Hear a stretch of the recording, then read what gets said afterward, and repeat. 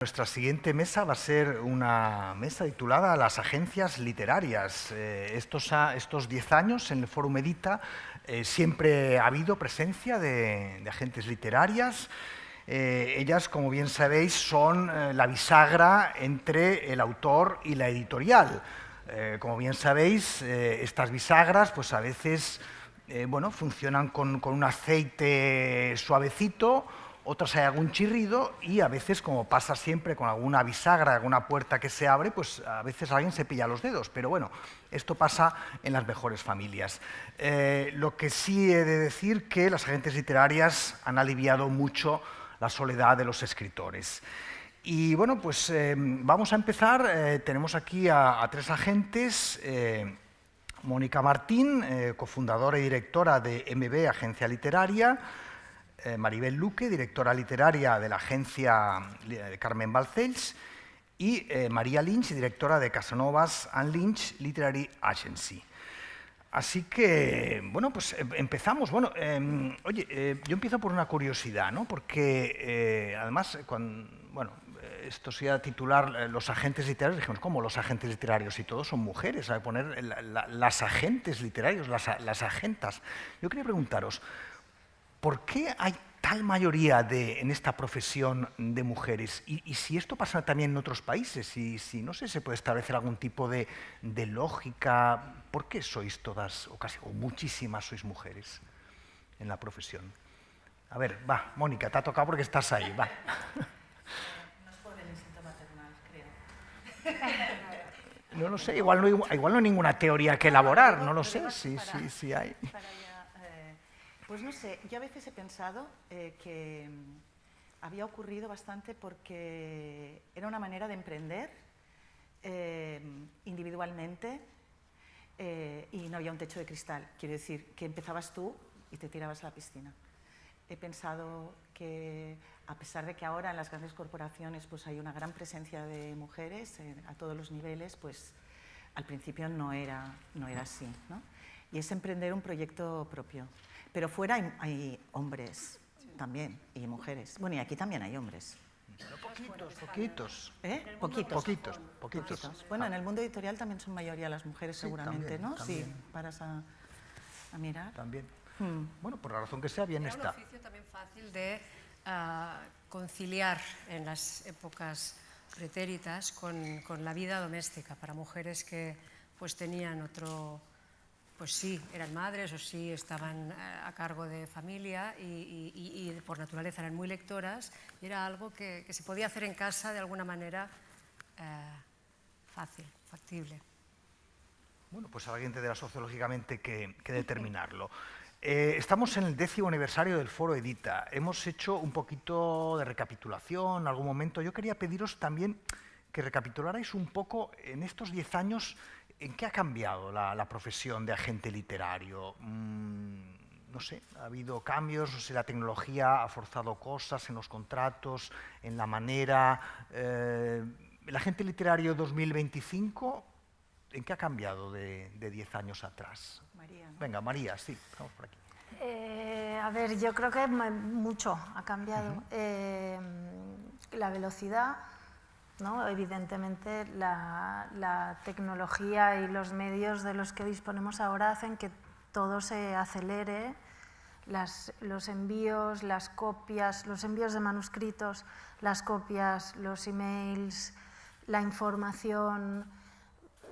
Yo cuando, bueno, no hace 10, hace igual 20 o 25, pero cuando empecé a trabajar, los libros que nosotras enviábamos al extranjero, por ejemplo, los mandaba ya la copia impresa, muchas veces con las reseñas fotocopiadas.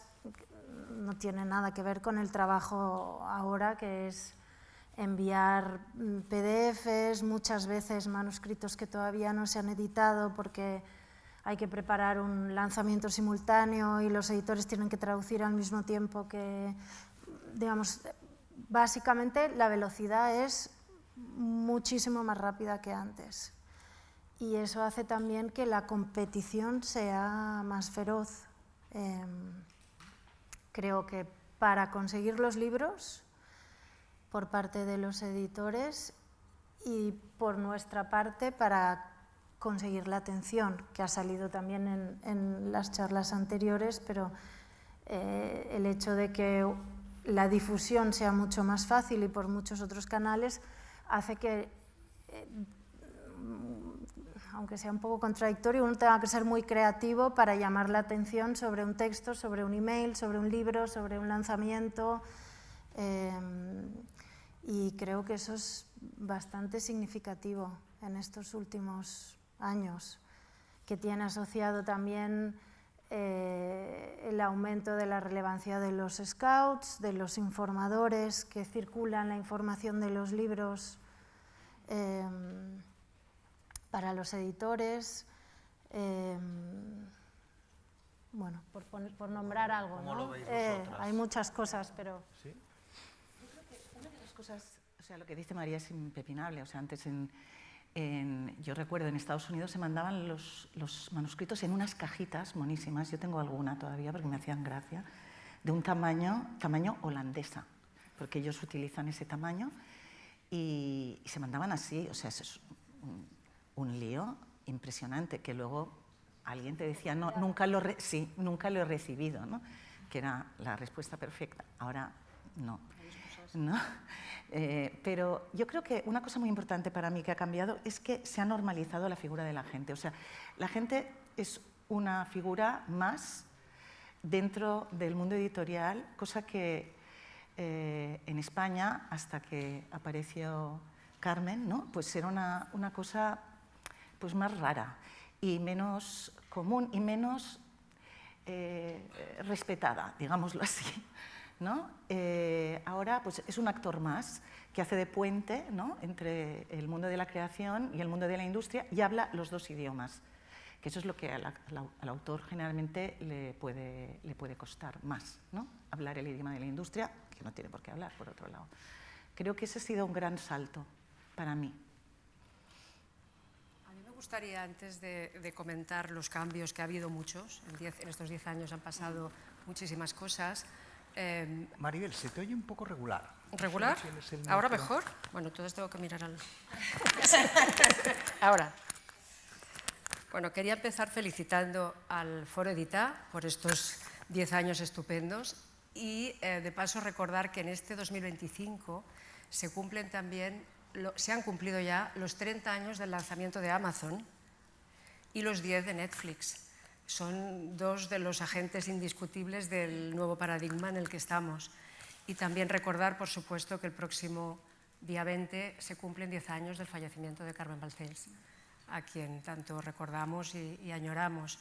Así que es, desde luego, un buen momento para hacer balance y tener este intercambio de impresiones. Yo diría que en la esencia seguimos siendo la misma agencia. Nuestras funciones son las mismas que las que desempeñaba Carmen cuando empezó a mediados del siglo pasado. Es decir, estamos acompañando al escritor en el origen mismo del libro. A día de hoy todavía, es que dices, se ha normalizado y todo, han pasado muchos años, a día de hoy todavía tenemos que recordar a agentes diversas que para publicar un cuentito de Cortázar en una antología hay que pedir permiso. Y también somos testigos de caras estupefactas de productores audiovisuales cuando les hablas del derecho de autor. O sea, parece algo extravagante, ¿no? Una veleidad del autor o peor, de los herederos, que parece que hayan venido para desbarajustar los... Exacto. Es una frase, ya lo tenía escrito. Es como, ya está amortizado esto. Entonces ya lo tenía escrito. Toda esta experiencia te demuestra que estamos en el mismo sitio y con las mismas funciones, pero en otro contexto, obvio. En estos 10 años o 15 han pasado muchas cosas. Yo, el titular que pondría, y si queréis seguimos dándole vueltas a esto, para mí lo más preocupante, y voy a hablar en todo momento de escritor literario, las 3 agencias son representantes de escritores literarios.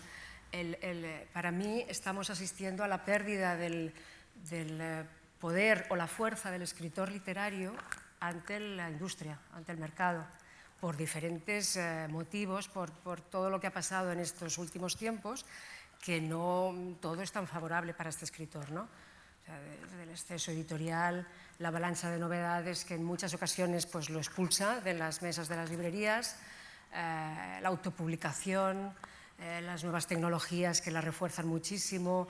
En fin, es todo los formatos digitales no los teníamos hace 10, el audio 15, el ebook, y también los modelos de explotación no son lo más interesante para el autor. Podemos hablar luego de las productoras audiovisuales, la inteligencia artificial, en fin, para mí en estos 10 años han pasado todas estas cosas que hacen que seamos lo mismo.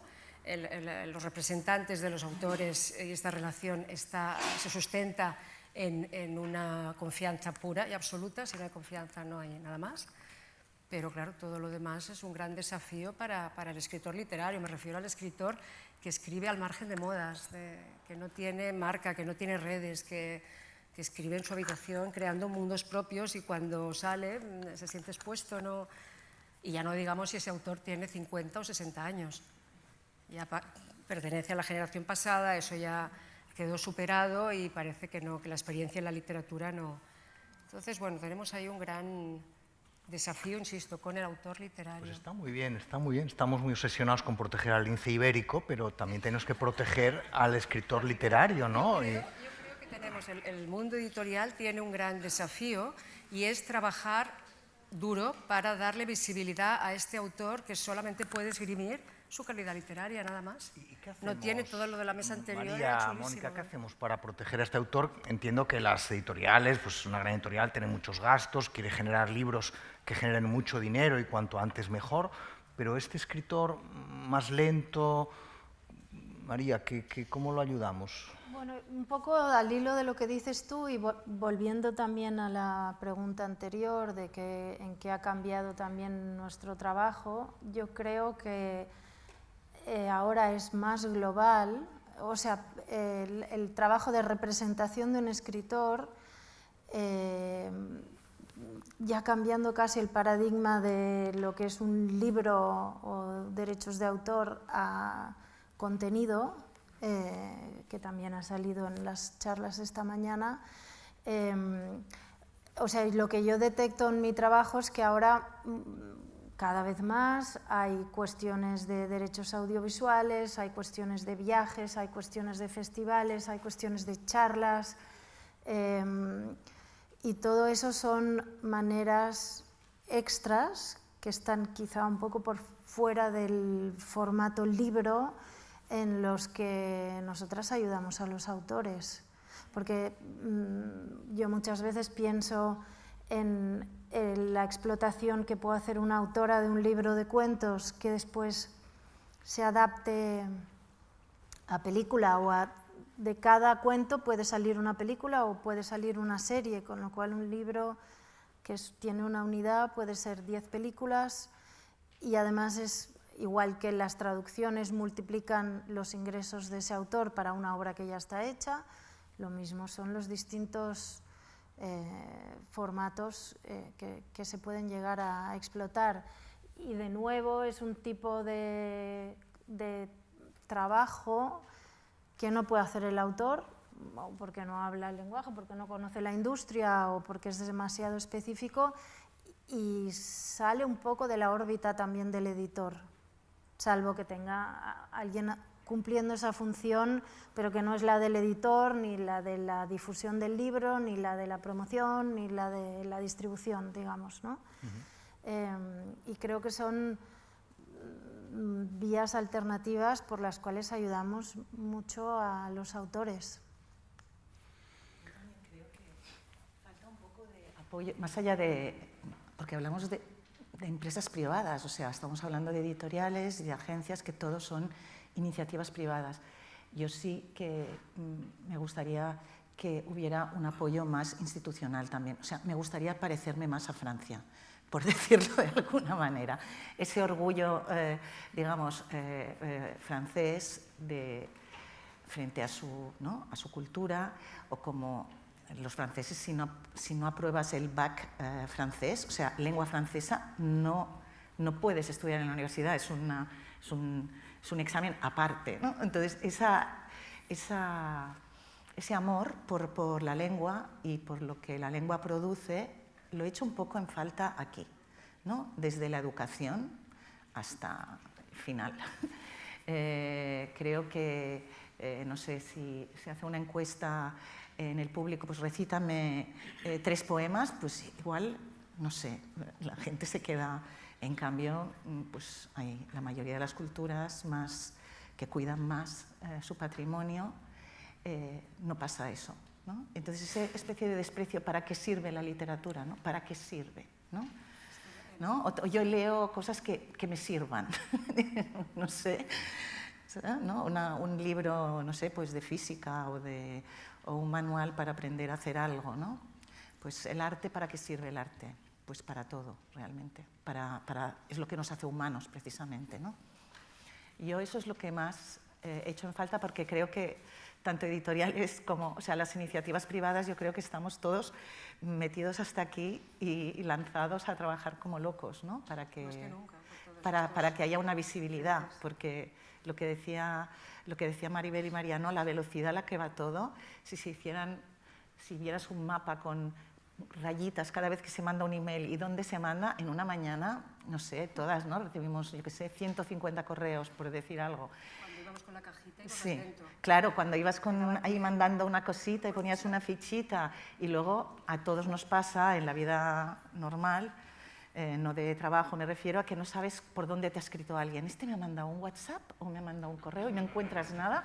Pues es que te escriben, es un bombardeo por tierra, mar y aire, ¿no? Y seguramente las 3 que estamos aquí tenemos una libretita al lado de la cama, que es aquello que dices, ¡ostras, esto! ¿No? Y vamos haciendo, o el note to self de todas las noches, que te mandas tu correo con todo lo que quieres hacer. Pues lo que hablábamos antes de este autor, yo vuelvo al autor literario, ¿eh? Creo que es importante, que es necesario poner nuestra misión ahora. Antes decíamos, somos los intermediarios entre el autor y el editor.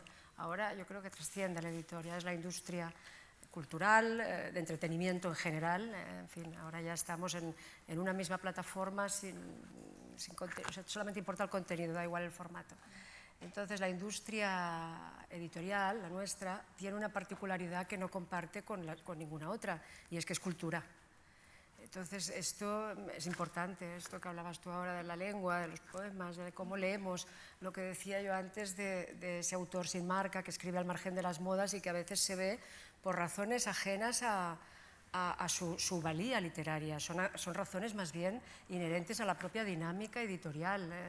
Cuando hablaba del exceso editorial, de la avalancha de novedades, pues bueno, es normal, o sea, los editores están obligados a publicar cada vez más, a buscar sus nichos, idean, ellos tienen sus departamentos especializados en detectar tendencias de mercado, idear libros acordes que recojan eso, y todo eso obviamente es ajeno al interés de la literatura, ¿no?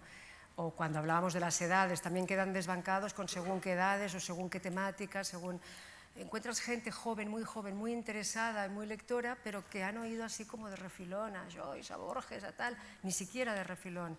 Entonces dices, bueno, estábamos celebrando lo bien que va la industria y los índices de lectura, bravo, la industria está fenomenal, pero la cultura, o sea, muy bien leer más, lo aplaudimos siempre, pero leamos mejor también. O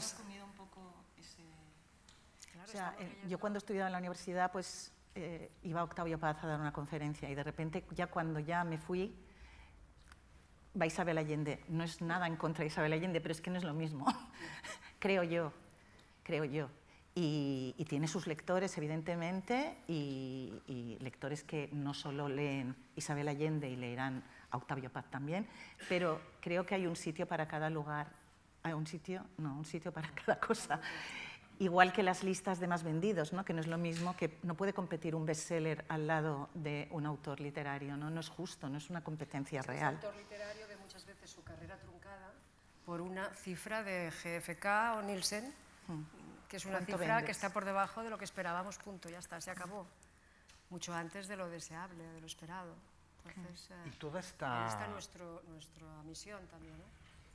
No, iba a deciros, todo este poderío de, pues habéis hablado de Netflix, HBO, las series de televisión, que ahora es un poco como bueno, la gran narrativa popular, también, no sé, habrá influido, imagino, en la manera en que se negocian las cosas, ¿no? Porque eso ahora también tiene una importancia muy gorda, ¿no?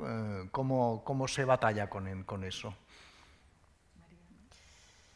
En mi caso, pues aprendiendo muy rápido.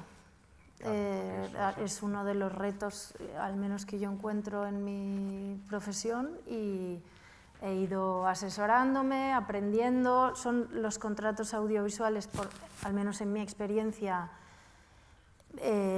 no tienen un estándar como tienen los de edición, que son mucho más parecidos los unos a los otros. Los formatos son diferentes, todo cambia mucho más rápido y cada contrato es como empezar de cero. Pero hay una serie de elementos que son los más importantes, que una vez que encuentras la fórmula, también son maneras de negociar a veces más creativas, porque hay más cosas que se pueden quizá cambiar o... bueno, lo que es una virtud también puede ser una desventaja, ¿no? Pero sí, creo que en eso un poco, no voy a decir autodidacta porque sería una barbaridad, pero un poco lo que dicen los ingleses, learn by doing. Por experiencia con otros contratos, un autor ayuda al otro, un contrato ayuda al otro, asesoría externa cuando es necesaria, pero lo curioso es que la negociación, en cambio, no está, o sea, digamos, el punto de partida desde el que negocio no es tan diferente. Puedo pedir cantidades mucho más altas de dinero, pero al final yo me doy cuenta que la manera en la que negocio un contrato de cine se parece bastante a...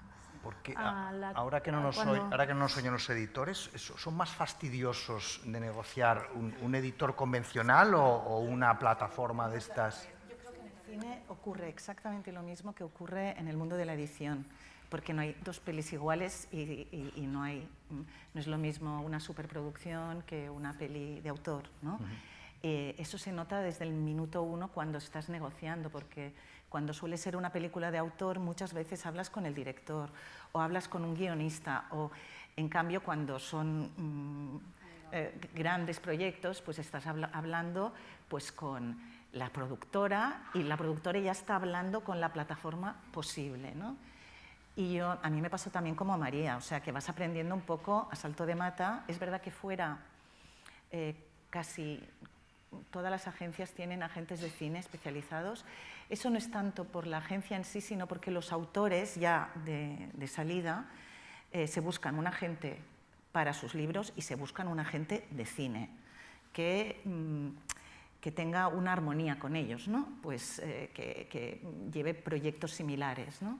En nuestro caso, que lo llevamos nosotros, es verdad que yo trabajo con una abogada, pero normalmente siempre haces como el esqueleto primero de todo el acuerdo, lo haces con tu interlocutor al otro lado, y luego cuando ya empezamos con el ping-pong de la cláusula 2B1, pues ya estamos todos allí con los comentarios.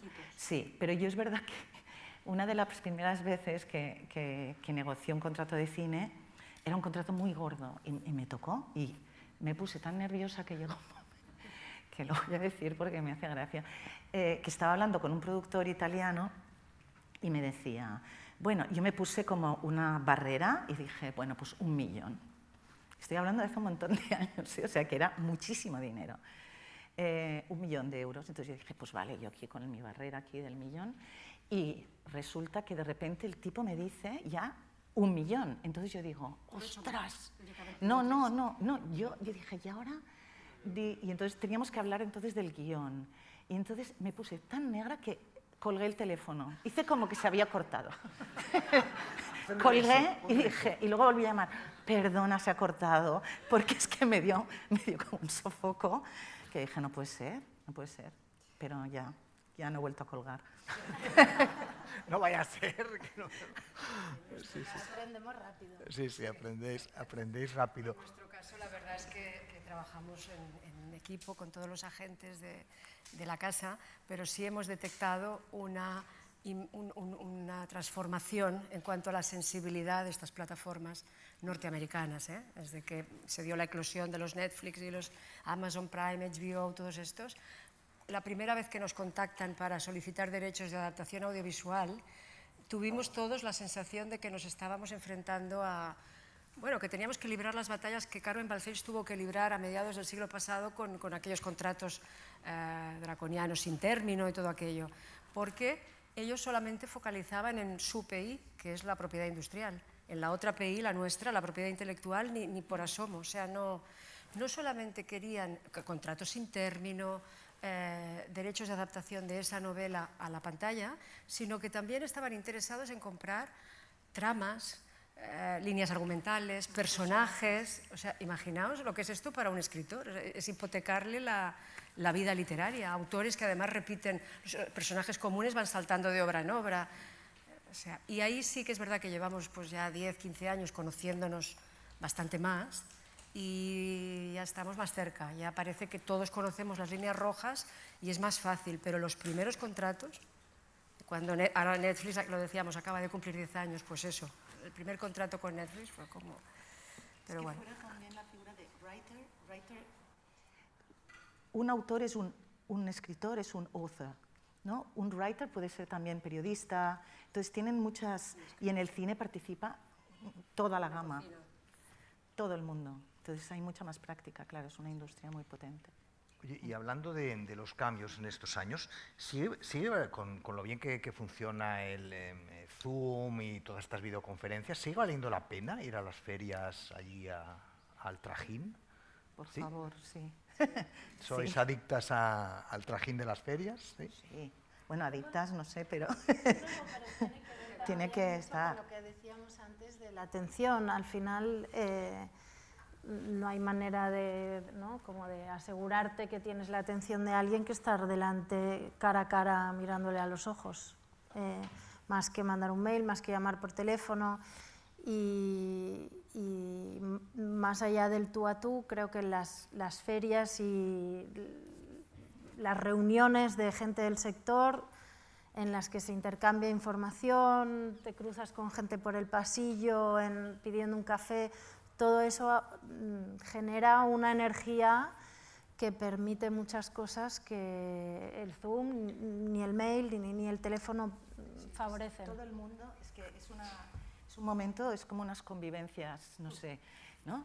Un montón de gente encerrada en un lugar y todo el mundo está a lo mismo. Eso es muy raro, o sea, la gente suele irse a su casa, come con su familia, ¿no? Pero ahí todo el mundo está a lo mismo. Comer yo nunca como, pero cenar, que a veces ceno 2 veces y todo, ¿no? Porque ya al final dices, es igual, te vas a 2 cenas y da igual.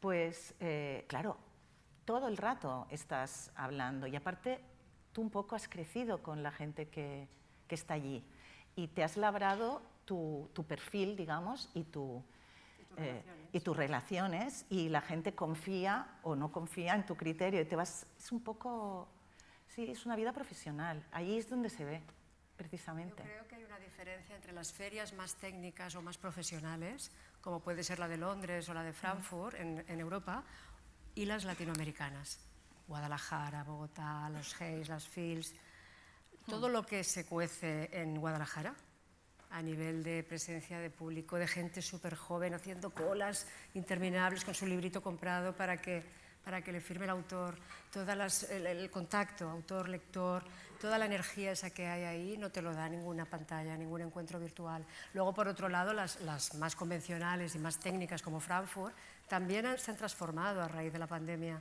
No son un mero lugar de encuentro profesional donde uno se reúne con el editor para vender derechos. Eso ya lo haces por teléfono durante el año.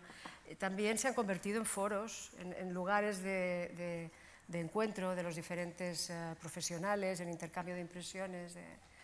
Es que tienes amigos, muy buenos amigos, quiero decir, y gente que yo que sé ha empezado y... ¿Qué gente adicta a las ferias? Sí, bueno, Sí, seguramente, a todo, ¿no?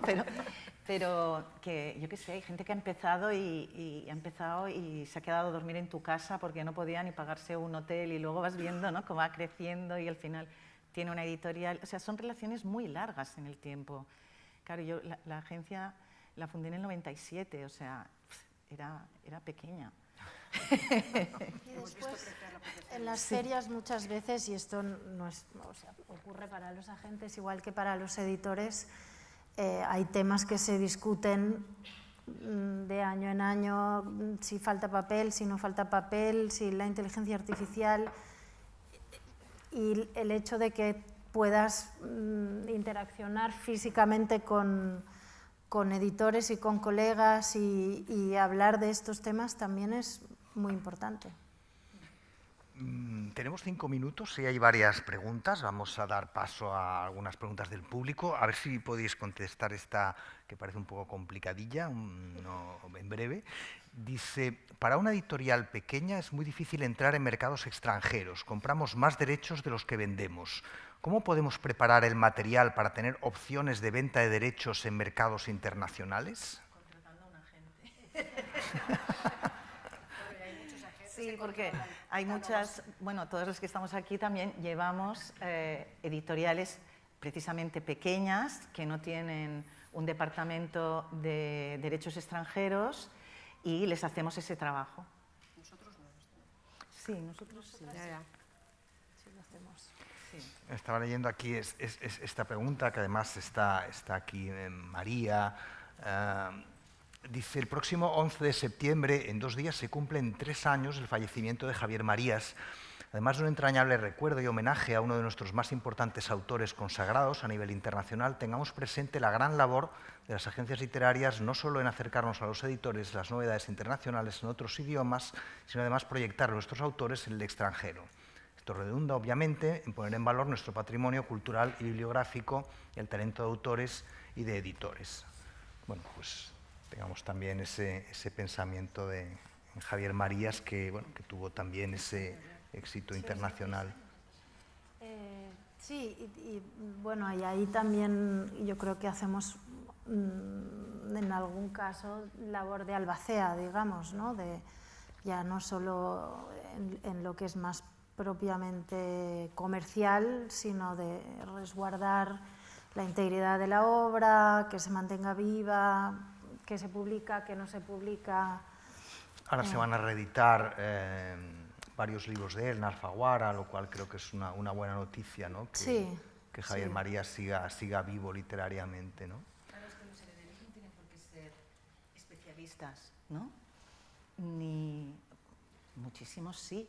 Quiero decir que conocen a fondo la obra de su antecesor, pero yo creo que la figura de un agente en este caso, igual que la figura de un editor, es capital, vaya. Pues venga, os leo la última, que és un poquito larga. Diu, les agències literàries van lluitar amb molta força per evitar la fusió de Penguin, Random House i Simon & Schuster als Estats Units. Ho van evitar justament amb els arguments que estem escoltant. Al cap de res, Simon & Schuster va acabar en mans d'un fons d'inversió. Els arguments a favor de la fusió justament eren la defensa del sector davant les plataformes tecnològiques i el capitalisme salvatge, però les agències també són proveïdores d'aquestes plataformes, fins i tot quan aquestes es posen a editar, com fa Amazon, no només pels drets derivats. Potser el poder no està tan descompensat com s'ha comentat, no?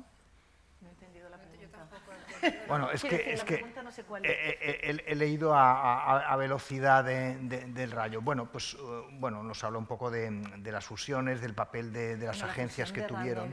Y Simon & Schuster la paró la ley antitrust No americana. las agencias, o sea, hubo mucha gente que habló acerca de ello. Es más, es mi opinión, pero fue un juicio para mí necesario porque salieron muchas cosas que probablemente era mejor que no hubieran salido, porque por ahí desfiló, no sé, desde Stephen King hasta... Bueno, Stephen King quizás el que se postuló de una forma más directa y que...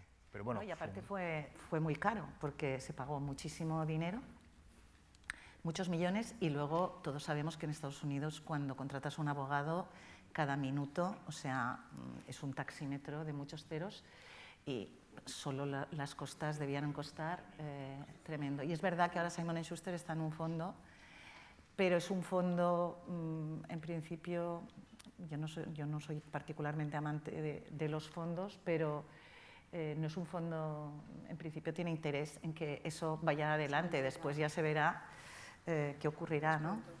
Es muy pronto. Dentro de 2 años, pues los 3 años son siempre el... Bueno, pues dentro de 3 años aquí al Foro Medita para explicarlo. Pues nada, lo tenemos que dejar aquí, este encuentro con agentes literarias. Gracias, gracias por la defensa del lince ibérico y os emplazamos a una próxima edición del Foro Medita. Gracias. Muy bien, gracias.